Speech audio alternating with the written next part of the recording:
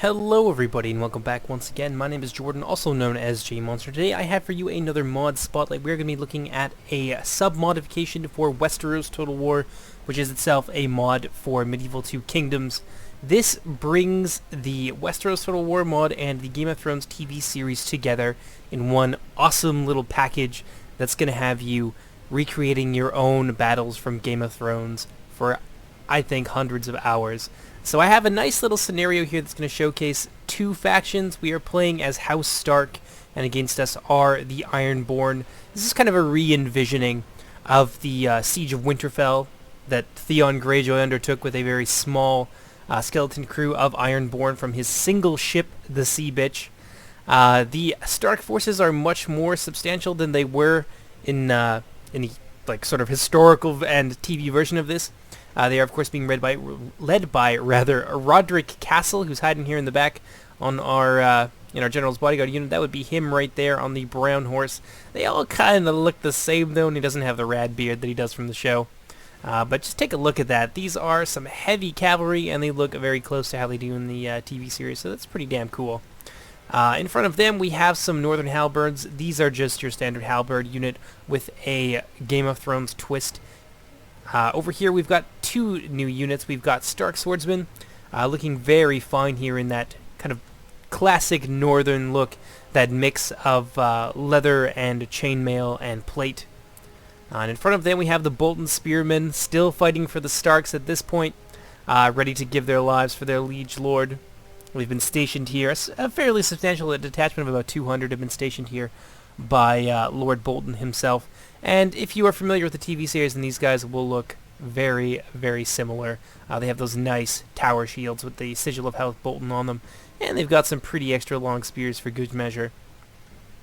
Up here on the gatehouse, firing down into the Ironborn Barbarians, are some Northern Longbowmen. They look pretty similar to the Halberdmen. They're much more lightly armored. They don't have the pauldrons that the other more heavy infantry has. We have another unit of them right over here. And bringing up the ladders, laying siege to the Fortress of Winterfell, is the Ironborn. We have these Ironborn swordsmen here. That very distinctive, it's kind of like a tiny tower shield. It almost looks like a baking sheet that has the crest of House Greyjoy, that golden kraken right there. If you take a look at them, they are much more lightly armored, having instead more leather than actual chainmail. They do have those really cool, distinctive Greyjoy helmets. They're kind of like a kettle helm, but without the rim. And yes, of course, very, very faithful to the TV show. Behind them, we've got the Ironborn Bowmen, looking very similar to these guys, just a little slightly less armor. They don't have the same helmets. And behind them, we have the Ironborn Axemen, because this Viking analogy would not be complete without Danish axemen. So here we are. We have them, the Ironborn Axemen. That's pretty much the entirety of their army. There's not a huge selection, but it's sufficient for you guys to have fun in a campaign. And behind them, we have the Ironborn Foot Bodyguards, pretty much the same as the Ironborn Footmen. They just have better stats. We have Theon Greyjoy hiding in there somewhere. That's him right there, I believe, with the spear, looking a little bit different than all of his swordsmen, his bodyguards here. And there's probably around 2,000 of these guys, very close to that. They have enough to surround the city. They've got a force here, and over in here behind us, we've got another large force of Ironborn coming up here. And they're not going to attack right away. They're going to mass on the walls. There's really no reason for them to rush. We don't have the troops to delay their advance. But we have stationed all of our soldiers here in these two checkpoints that you saw earlier. Spearmen in the front. They're basically expendable. My only real complaint about this mod, it looks great, but the balance seems a little bit off at a glance. I can't say that I've tried a whole lot of campaign, so I don't know how it plays out. But looking at some of the units, like there are bowmen that have like 1 attack damage, and most of the infantry units in this have double digits defense, and a lot of that comes from shields and armor. So it's going to be, it's going to depend on your positioning, how effective those units are. But I kind of expected a little bit more. The spearmen units tend to be really not all that great. You're only ever going to use them in holding actions like we do here to kind of slow down and tire out enemy troops, with the expectation that they will all be dead by the end of the battle. Or you're going to be using them, of course, against cavalry, where their low attack value, I think, gets like tripled against cav. All the cav in this seems to be really well armored. I don't think there's any cav that has less than 17 or so defense. I could be wrong about that, but they all have double digits defense, and they do very well against infantry, especially General's bodyguards. General bodyguards can charge into massed ranks of spearmen and destroy that spearman unit. Trust me, I've tested it. And the other complaint is that, like the swordsmen, for example, the Stark faction, they all cost the same, but the stats between them vary wildly from unit to unit. Stark swordsmen are the best. Bolton swordsmen come in second, and behind them you have the, I think it's like Karstark swordsmen, and they're actually Karstark spearmen as well, but they only have a single attack, so like there's really no reason to bring them unless you can't get anything else. That being said, there are units like the Northern Longbowmen, the Stark Bowmen, the Bolton Spearmen, and the Northern Halberds that are all solid. They all perform pretty well against other units, so they're definitely worth taking, but that's basically going to be your army, and I feel it kind of like the other ones go to waste. But it is fun. It is definitely fun. You guys are going to see just how cool it is in a few moments. So the Boltons, not the Boltons, the Ironborn have reached the walls. You can see them hopping off their ladders there in the background, getting into position on the walls. So we have pulled our archers back here. I've got a unit of longbowmen being led by their captain here with this huge axe on his shield. I'm not sure what house's sigil that is. It could be... I don't think it's the Umbers. I think the Umbers have like a giant bear or like a huge yeti or something. But if you guys know what that is, then you should definitely leave a comment down in the comment section. But we are pulling them back off of the walls, these guys being the last to go. But now that these Ironborn have managed to scale the walls, coming up with their ladders, they don't have any siege weapons because they are, like in the book and in the TV series, unprepared for a siege. This is mostly just a sneak attack. We're just a little better prepared. So we're going to start pulling our archers back here off the walls. We're going to station one in this little town square here, and another back here to provide a second line of fire support. And of course the Ironborn are going to start pushing down this lane here, so we're going to have some infantry in reserve as well to deal with them. Our Northern Halberds here have moved into position at this final choke point. Actually, when I played this, I didn't realize that this third lane was open, so they do kind of catch us by surprise, but we managed to recover. You guys will see that in just a second. So our front lines have collided here. 2 units of Ironborn swordsmen getting in close to deal with these Bolton spearmen. Balance of forces is evenly matched. These guys have a lot of experience. I think they have about 5 attack right now because of all of the experience and the upgrades that we gave them. But they're going to manage to hold out pretty decently against all of these swordsmen, but it's really just a holding action. The striking power of our army is going to come from our Stark swordsmen. So battles are going to be won and lost on the tip of the swords of your swordsmen.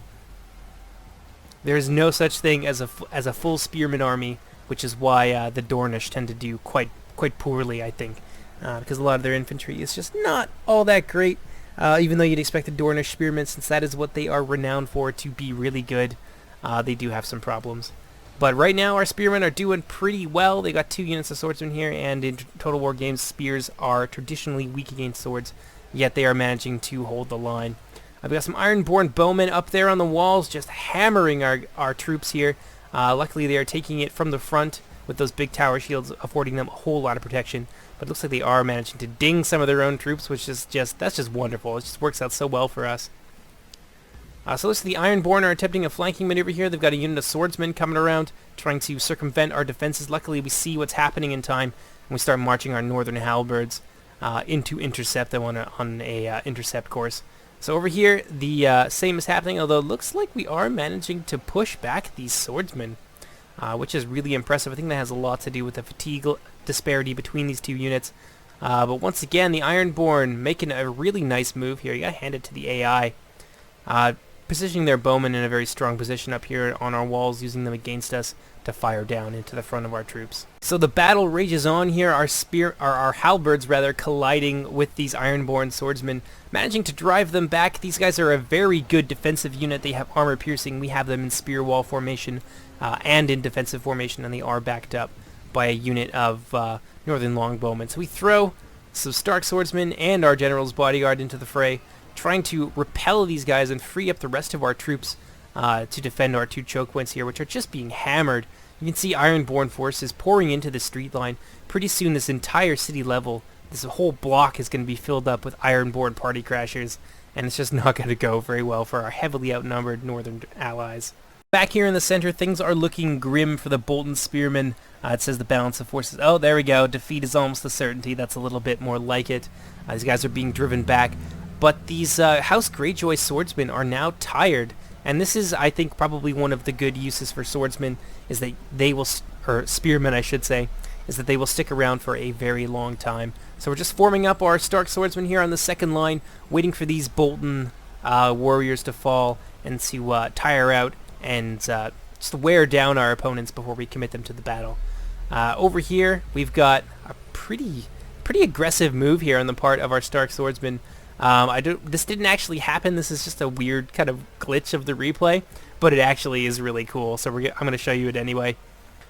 So these Stark swordsmen here making a very brave stand against all of these Ironborn swordsmen.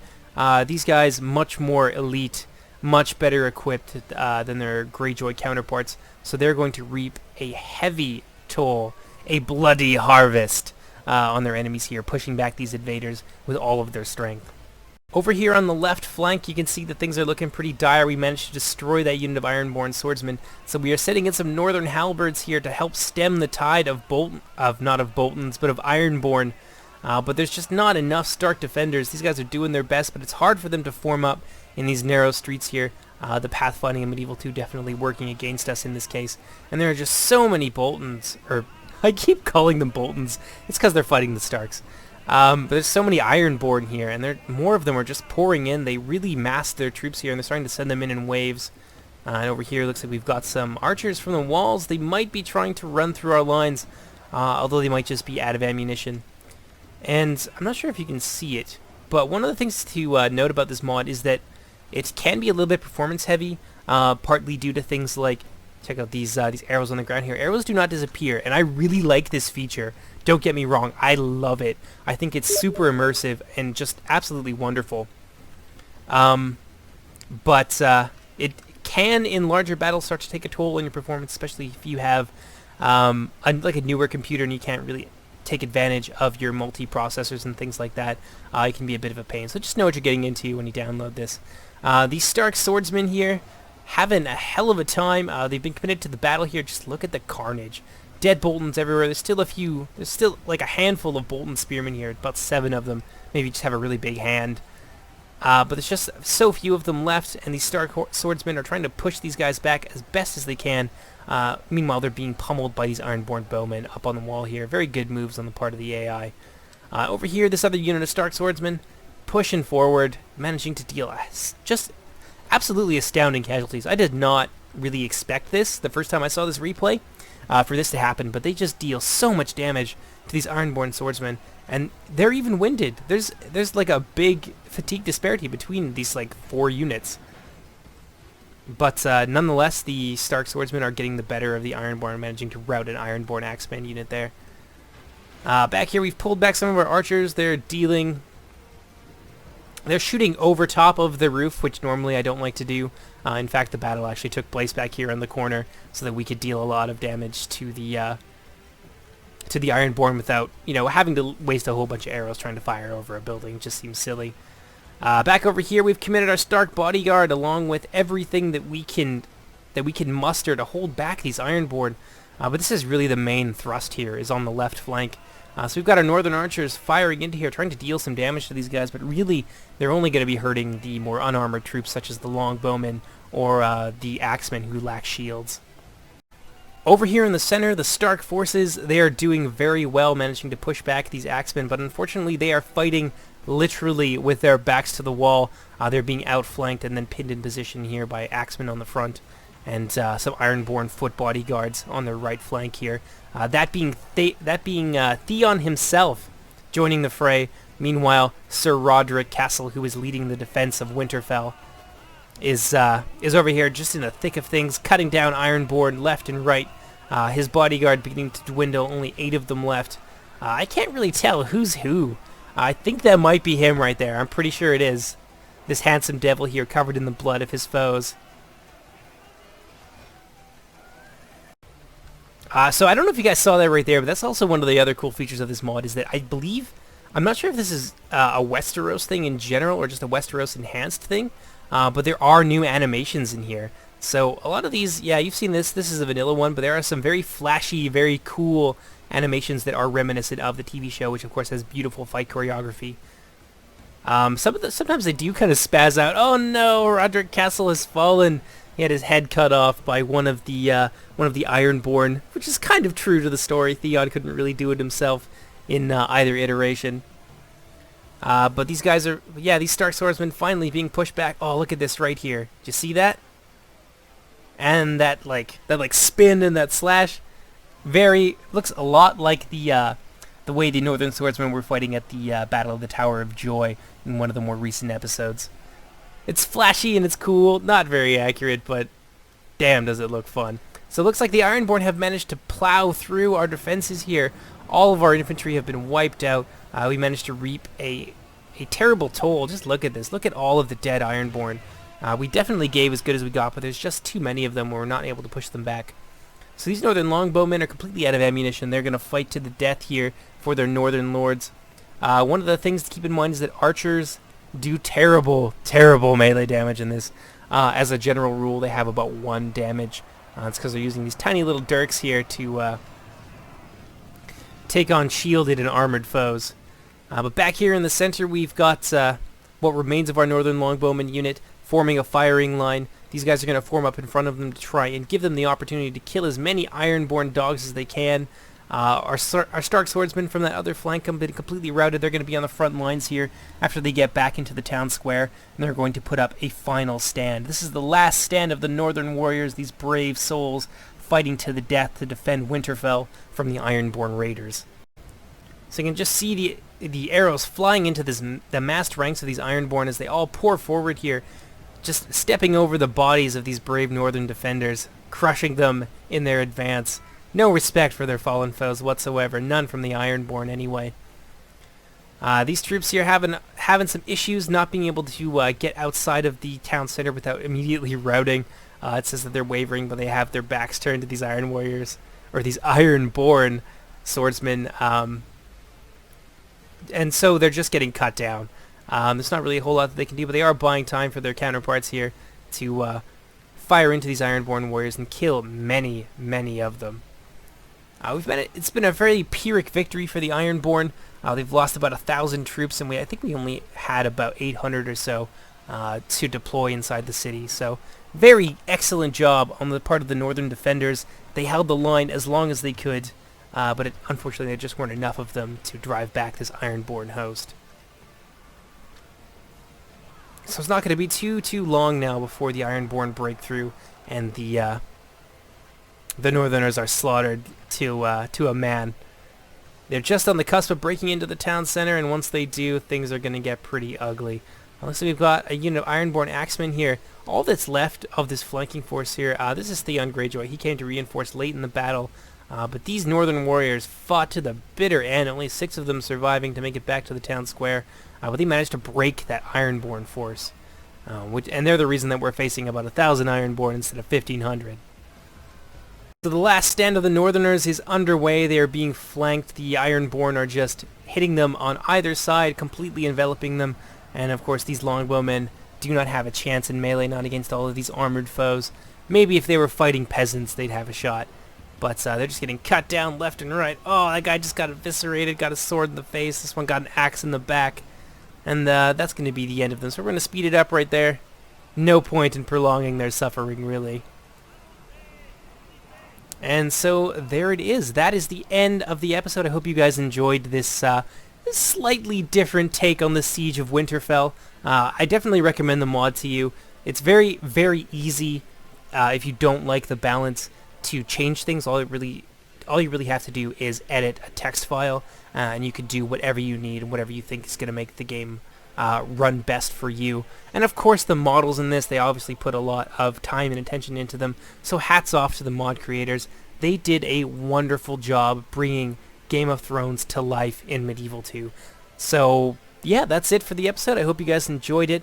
Coming up next, we're going to have a 4th Age faction breakdown. We're going to be looking at the elves, of course, who we are playing a campaign with. That is coming at the request of one of my subs. Mostly that's it's gonna be a pretty quick kind of overview of stats and just some basic usefulness. I still recommend that you go and check out the strategy overview, which I will of course link in that video, which was the inspiration for the campaign in the first place. After that, we're gonna be uploading the 18th episode of our Lorien campaign, and it's amazing. Let me tell you guys, there are so many battles, so much glory to be seen and to be had. So you guys are gonna like that, I think. And after that, you're gonna be seeing a lore video. We're going to be looking at the general that we've been playing our campaign with, Kolek Sun Eater, the great Shaggoth himself. And you'll see what comes next after that. I think that's plenty of previews so far. So if you guys are just joining us for the first time, if you like this video, please go ahead and hit that like button. It makes me happy to see all of those thumbs up. And of course, if you like our content, make sure you subscribe and stick around. All right, take care, everybody. Bye-bye.